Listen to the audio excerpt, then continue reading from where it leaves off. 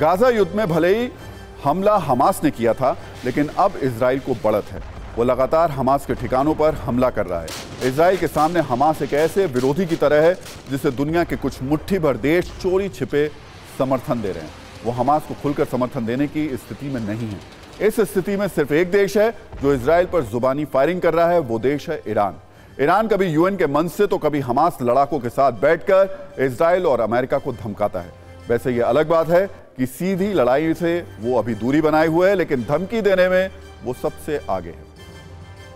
दरअसल Joe Biden के राष्ट्रपति बनने के बाद से ही अमेरिका और चीन के रिश्ते लगातार खराब हुए हैं। काफी लंबे समय से दोनों देशों के नेता एक दूसरे से मिले भी नहीं है, लेकिन अब सैन फ्रांसिस्को में नवंबर में होने वाले एशिया प्रशांत आर्थिक सहयोग शिखर सम्मेलन के मौके पर जो बाइडेन और शी जिनपिंग की मुलाकात होने वाली है। दोनों तरफ से इस मुलाकात की पुष्टि भी हो चुकी है। हमारे पास जो बाइडेन समेत जो बाइडेन को लेकर जो इस वक्त जानकारी मौजूद है, उस मुलाकात में दोनों नेताओं के बीच प्रमुख रूप से इजराइल हमास युद्ध पर बातचीत होगी। ऐसा माना जा रहा है कि अमेरिका चीन के जरिए ईरान को युद्ध में नहीं पड़ने का संदेश देगा। चीन से ईरान को समझाने के लिए भी वो कह सकता है। चीन और ईरान के रिश्ते पिछले कुछ वर्षों में काफी अच्छे हुए हैं। कई मामलों में दोनों देश साझेदार भी हैं। अमेरिका चाहता है कि इजराइल हमास युद्ध क्षेत्रीय युद्ध में ना बदले। वो इस युद्ध से ईरान को दूर रखना चाहता है। इसकी बड़ी वजह यह भी है कि अगर ईरान इस युद्ध में कूदा तो उसके कई सहयोगी देश इसमें उसके साथ आ सकते हैं। पश्चिम एशिया में अमेरिका के सैन्य ठिकानों को निशाना बनाया जा सकता है। अमेरिका जवाब में हमला करेगा तो कई और देश इस युद्ध में एंट्री करने के लिए मजबूर हो जाएंगे। ऐसे में गाजा से शुरू हुआ यह युद्ध पूरे अरब में फैल जाएगा और धर्म युद्ध की शक्ल भी ले सकता है। बेलारूस के राष्ट्रपति लुकाशेंको ने तो सरेआम कह दिया कि अगर ईरान पर हमला हुआ तो विश्व युद्ध 3 की शुरुआत हो जाएगी। वैसे ईरान पर अमेरिका की क्या रणनीति है, इससे उसे कुछ फर्क नहीं पड़ रहा है। ईरान ने कल से ही 2 दिनों का बड़ा युद्धाभ्यास शुरू कर दिया है। 200 हेलीकॉप्टर इस युद्धाभ्यास में शामिल हुए हैं।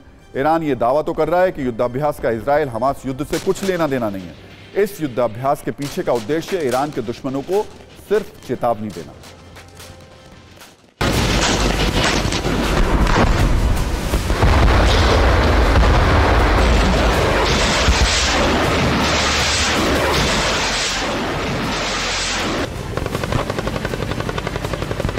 Say frankly to the American statesmen who are now managing the genocide in Palestine that we do not welcome to expansion of the war in the region.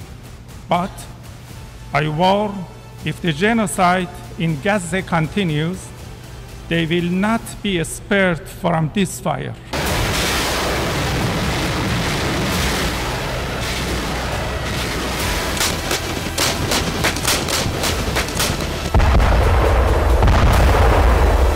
We'll maintain the inherent right of self-defense, and we will take all necessary measures to protect our forces and our interests overseas. And so hopefully they get that message loud and clear, and they will cease these attacks against our forces in Iraq and Syria.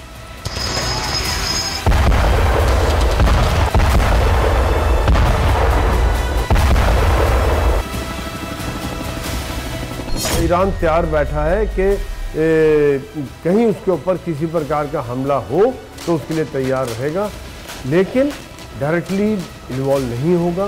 सिर्फ proxies के through, terrorist organisation के through, आतंकवादियों के through लड़ाई करता रहेगा।